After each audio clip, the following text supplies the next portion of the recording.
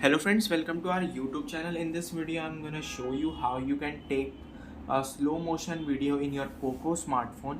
Before watching this video, if you have not subscribed to our YouTube channel, then subscribe to it and like our video.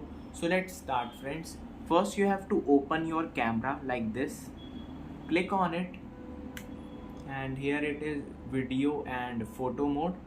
You have to just turn right and go to more section, and here it is slow motion. Click on slow motion. You can see slow motion is now added. Then you have to just take your phone and make a slow motion video.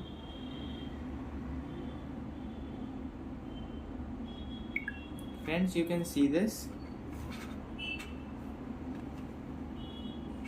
It is a slow motion video.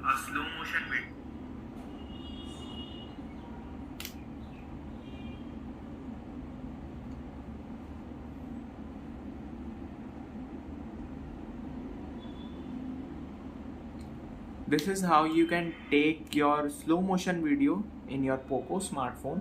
I hope you like this video. If you like this video, then subscribe to our YouTube channel for more helpful tips and tricks videos. Thanks for watching.